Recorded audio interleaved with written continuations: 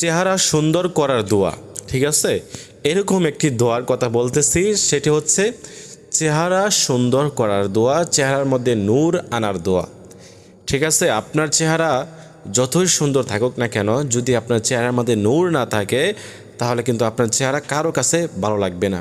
আপনারা যদি সুন্দর হতে চান বা ফর্সা হতে চান বা আপনারা চান আপনার চেহারার মধ্যে নূর আসুক, তাহলে অবশ্যই আজকে থেকে অজু করে নামাজ আদায় করা শুরু করেন।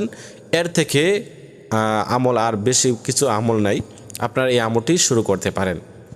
তো তারপরে কথা হচ্ছে আপনারা গুনাহ ছেড়ে দিবেন, তারপরে হচ্ছে আপনারা নামাজ আদায় করবেন। তো এখনও কথা হচ্ছে এই আমলটি করার জন্য আপনারা এশার নামাজ আদায় করবেন। এশার নামাজ আদায় করে ওই জায়গাতে বসেই প্রথমে 3 বার ইস্তিগফার পাঠ করবেন। আল্লাহুম্মা জাআল ফি ওয়াজহি নূরা, আল্লাহুম্মা জাআল ফি ওয়াজহি নূরা। এই যে আমি আপনাদেরকে দোয়াটির কথা বলছি, সেই দোয়াটি আপনাদেরকে কমপক্ষে 7 বার পাঠ করতে হবে। এই দোয়াটির অর্থ হচ্ছে, হে আল্লাহ আমার চেহারায় নূর দান করো। ঠিক আছে, এই যে দোয়াটি পাঠ করেছি না, এই দোয়াটির অর্থ হচ্ছে, হে আল্লাহ আমার চেহারায় নূর দান করো।